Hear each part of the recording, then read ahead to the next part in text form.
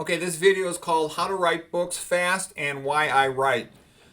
Basically, in the past, I wrote several books for publishers, and I enjoyed that, but it's real slow. It takes over a year to get a book out, and they take out all the abbreviations, they take out most of the jokes, they make it kind of generic. So I like self-publishing my books. I can get that done real fast. Now, when I write the books, I'll often have different characters in the book, kind of like Plato's Republic with a dialogue. You know, he had Socrates and all the other persons around, and I'll throw in the Grand Inquisitor from Brothers Karamazov or lots of other famous persons. So it'll be a dialogue-like format, almost like a play, conversational. So the Grand Inquisitor tends to be very intimidating and ask a lot of hostile questions. So he asked me, "How do you write so many books?" And my response, with the row, row, row your boat technique. First of all, you got to read a lot. I'm always reading something. I'm reading in the car with an audiobook, in the bathroom, I got a table in there. During dinner, if I'm working on a project, I'll read papers related to that. In the daytime, I work all day as a clinical doctor. I see tons of disease. Patients are so sick, it's just sad. A bunch of train wrecks. I feel sorry for patients. They never get better with drugs and surgery for any of the chronic diseases. Never. They just crash and burn. I'm always giving lectures to other doctors at conferences, and I also, we talk about complex disease every day. So it's very interesting. I learn a lot from that.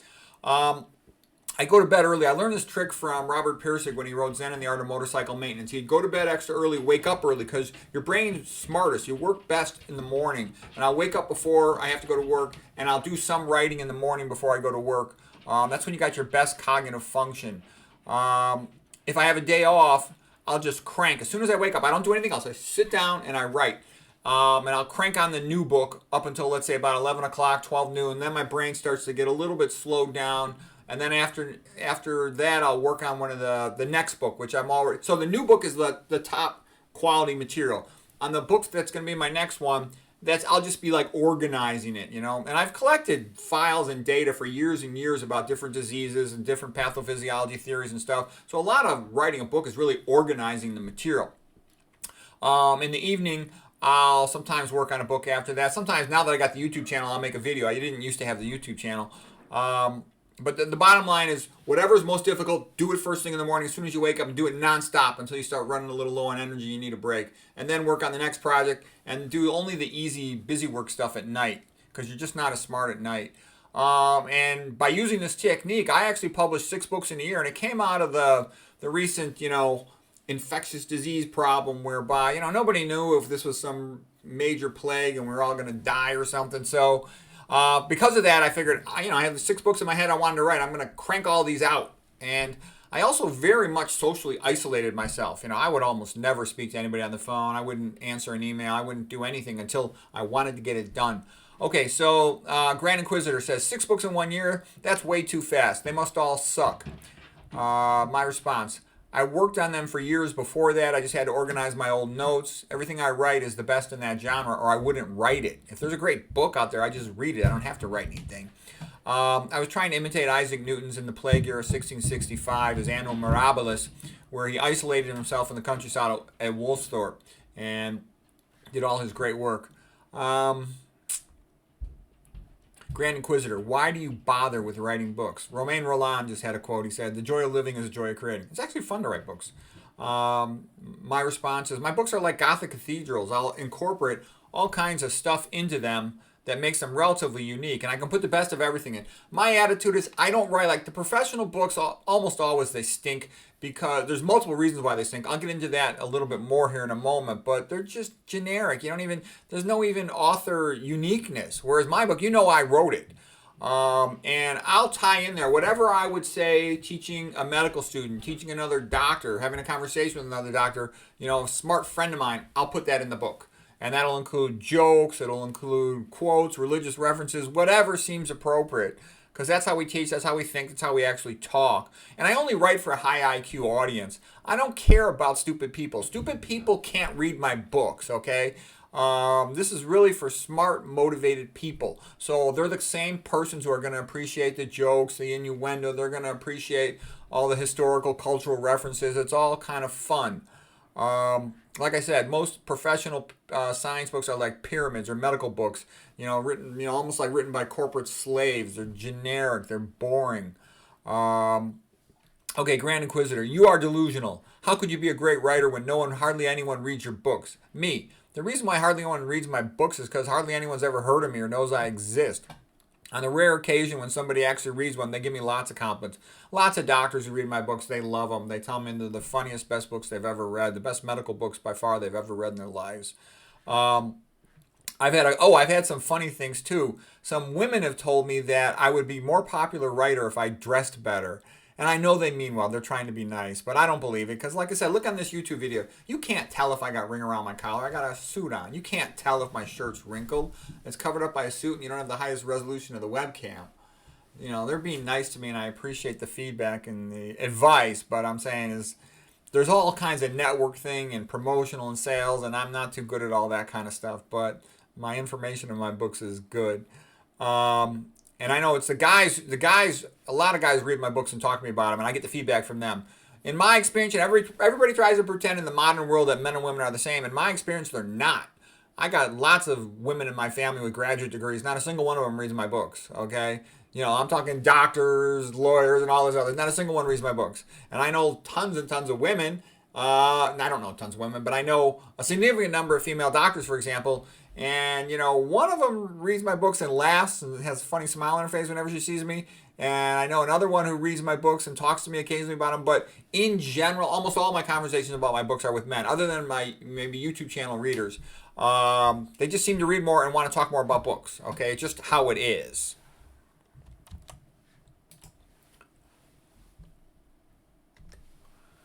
Grand Inquisitor, no one's heard of you because you suck. I said, no, that's not true. I know what's out there. I read, you know, I usually would be going through 4 books a week. Most books are coming on many different topics. They're boring, they're lightweight, they're conformist, they're drudgery. You can tell in the first page or two if the author knows what they're doing, if they know they're talking about, if they got something good to say. Somebody who's got something good to say right in the front page gives you some good stuff. Most books, you'll pick them up and there'll be all this, you know, filler stuff in the first pages because they really don't have much to say, so they're just trying to make the book longer to fill up 200, 300 pages, but they don't have much to say. A good author is overflowing with good stuff to say. They'll give you some good stuff right on the first page. And like I said, the standard textbooks, they all stink. I've had some more time to read now that, you know, my kids are grown up and I got more time and I'm working as a neuroradiologist more and a general radiologist more and less so as an imaging guided surgeon. So I'm not on call all the time like I used to be. And I can tell you all the medical textbooks, they all stink. I'm not aware of, like, I can't even think of any good medical textbooks for, you know, the common disease type stuff and all these chronic diseases. There's not a single good one. And for example, they completely ignore the most important topics. You pull up a book about female reproductive physiology and disease, and a lot of times there'll be nothing about exogenous estrogenics and leaky gut. You know, my books will be up to date. They'll be fun, and they'll tell you what's going on with the chronic diseases on the key topics. Literally, most medical books, including most books on nutrition and pathophysiology, they're just nonsense. They're written by either liars or stupid people or people hiding the truth from you. And the Grand Inquisitor says, bullshit, there's some great nutrition doctors out there better than you, like Dr. McDougall, who writes nutrition books. And I would reply, well, McDougall's the best nutrition doctor in the world currently, and he's got much more primary care experience than I do. He's an internist who takes care of chronic disease. That's what he does every day. That's great. Grand Inquisitor, yes, you are now just an interventional radiologist and neuroradiologist, and you have in comparison relatively little patient contact. And I would say, well, look, I have a lot more experience in studying the patterns of disease on all the different imaging modalities. I still have tons of, you know, face-to-face patient clinical care experience, and I spend a lot of time correlating disease with patient pathophysiology and history and the scientific literature. And I got far more experience in really complex detailed anatomy, pathophysiology, surgery, biochemistry, toxicology, molecular biology. I actually think just like Ian Fleming was the perfect person to write James Bond, I'm the perfect person to write about complex nutrition and pathophysiology. Grand Inquisitor, Dr. McDougall says that patients don't need to know that much about mechanisms of disease. They just need to know what food to eat and which ones to avoid. My reply, yeah, it might be true for the average person, but I wanted to understand things at a deeper level than that. I wanted to understand the more complex mechanisms of disease. And so I study that. Also, I'm a brain doctor. So the brain's a lot more fussy than the heart. So I spend a lot of time reading about what causes problems in the brain. There's many things that cause brain disease that are not relevant for the heart. Also, I don't just read about atherosclerosis in papers. Internal medicines, they don't do many procedures. They they don't have much involvement with the complex imaging and these other diagnostic test modalities. I look at atherosclerosis every day. I've done tons of stent procedures, angiograms. I look at it and compare it on all the different modalities: MRI, MRA, CT, CTA, etc. I've done hundreds and hundreds of arteriograms and stent procedures. Okay, I'm able to see the connections between nutrition, biochemistry, toxicology, surgery, and in ways that hardly anyone else knows, and also the toxicology of it all. Grand Inquisitor, you certainly do have a different style. Your jokes and rhymes are unprofessional. Me, oh yeah, well, thank you very much. The typical internet expert has stereotyped professional personality and behavior, and they won't say a word about religion or culture or philosophy. Those things actually have a big effect on health. And they're also going to be writing for patients, and they're going to dumb everything down, and then they're going to advertise their service. The fact that I just do it as a hobby, I don't have to sell anything. I don't have to worry about offending anybody. You'll notice most of these nutrition doctors, they'll never talk about all the toxins. They're not going to talk about F- in the water because they don't want to offend anyone. They're not going to talk about GP and all the processed food. They don't want to offend anybody. They're not going to talk about atrazine. They don't want to offend anybody. How many of them are lying to you, telling you that MSG is okay, caffeine's okay, and all that stuff? I don't have to play that game, so that's a big advantage for me.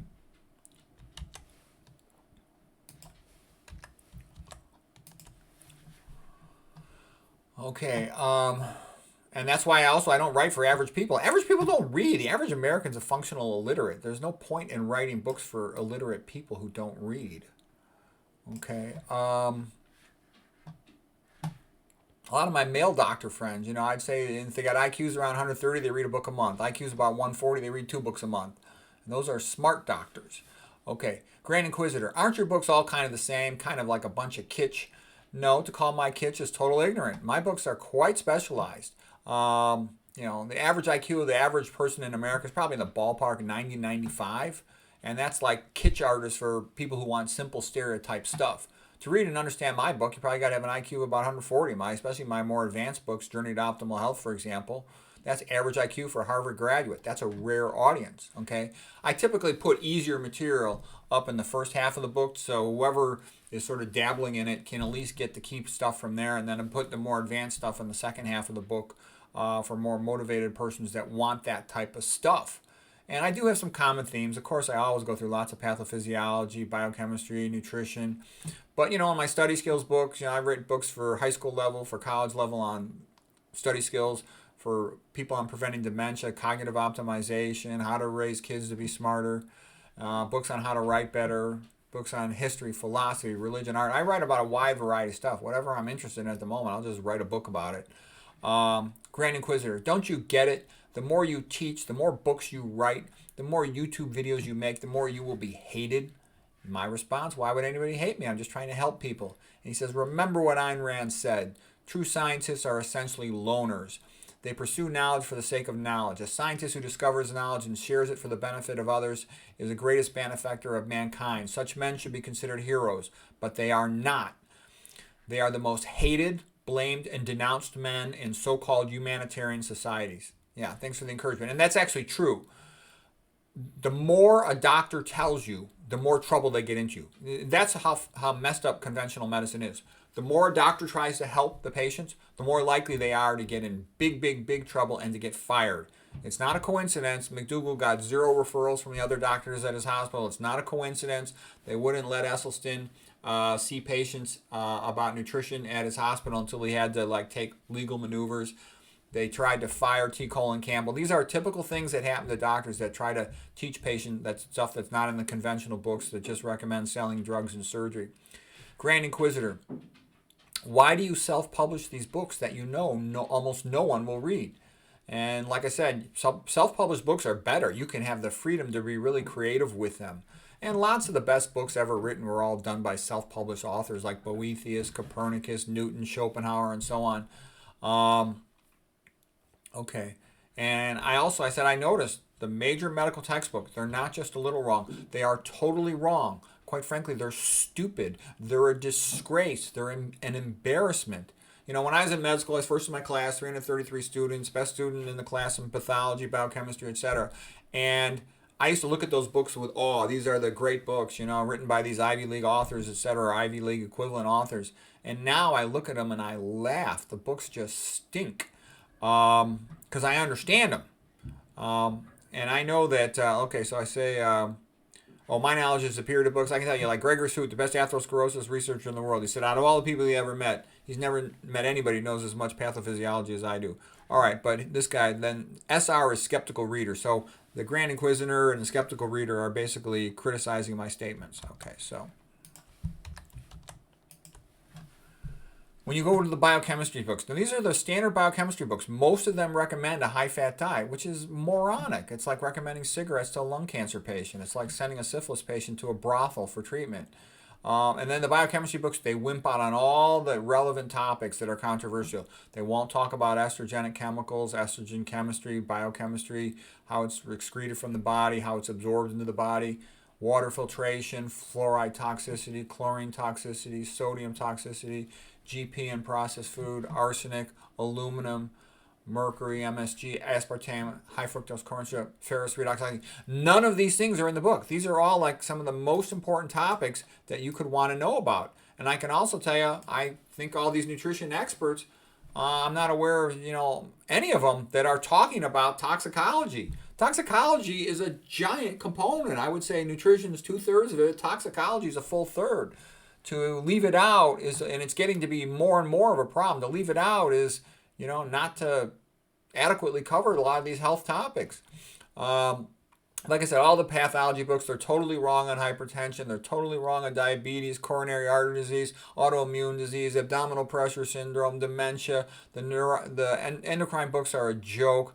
I know lots of endocrine doctors, and I like them. I'm actually friends with them. But when it comes to diabetes, I'm sorry, they're kind of a pathetic joke. They have not read the papers on their own most important disease. And every time I talk to any of them about it, none of them knows anything. They don't even know the papers. They're not even familiar with the references or the concepts. It's embarrassing. The neurology textbooks are a joke. The big Harvard neurology textbook, it's like 1,700 pages with no information. There's nothing significantly useful about what they say on dementia. They stink on Parkinson's disease. I mean, it's pathetic. The psychiatry books are a farce.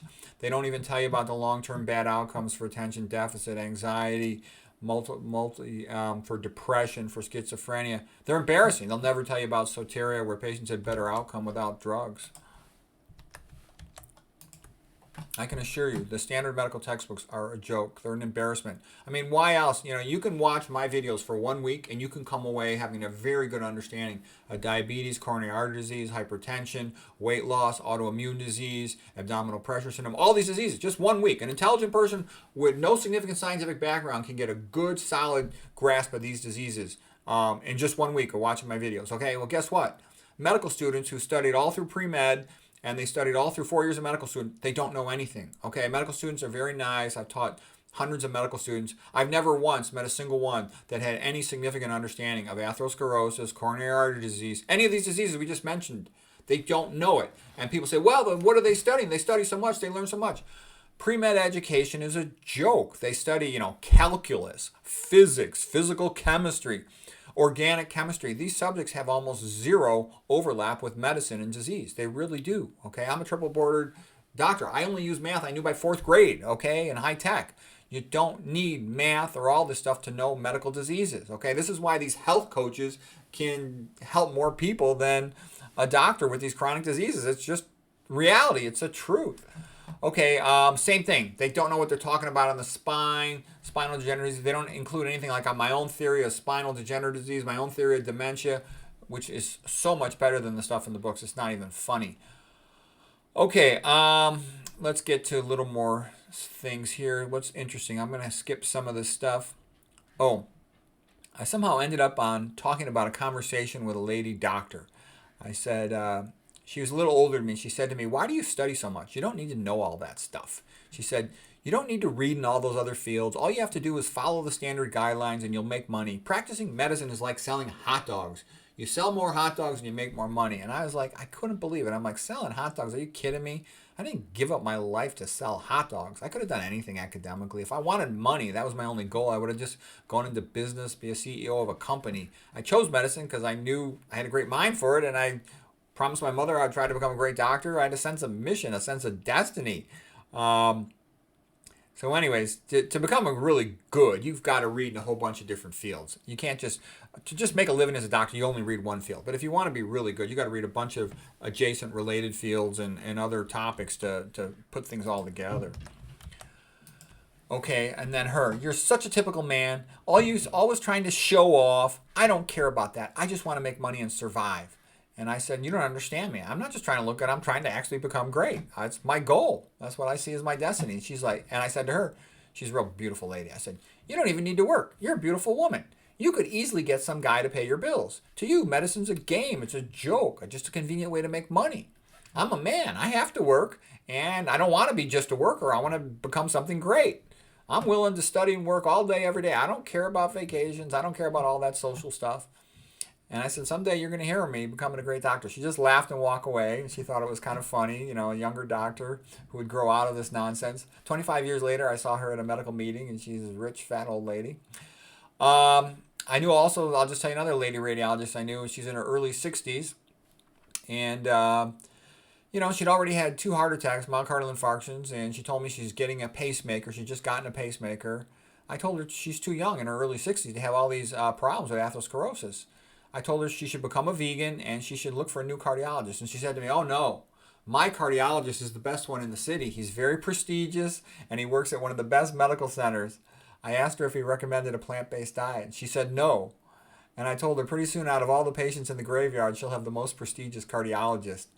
Anybody who takes care of coronary artery patients and doesn't recommend a plant-based diet, that's not optimal care. That's why I think the standard of care is actually a dangerous thing. You need it because, lots of patients are demented or, cognitively impaired, intoxicated, and all that kind of stuff. But you really should realize there's often an optimal level of care far above the standard of care for people who seek it out and are willing to change their diet and behavior. With every meal, you can choose to be healthy or sick. Okay, so Grand Inquisitor says, here's my prediction. No one will ever read your books. No one will ever watch your videos. You will be deleted from history and no one will care. And I said, well, I honored my promise to my mother to try to become a great doctor. And at last judgment before God, he'll ask me, are you a hypocrite or a hypocrite? And I can look him in the eye and say, I tried. Okay, then I have these things. I'll often spoof on Bible quotes. So anyways, the whole gist of it was for people who want to write books. That's how you do it. There's a systematic way to be organized, and it's actually, for me, writing books is easy. All the social stuff, networking and marketing, all that's the hard stuff.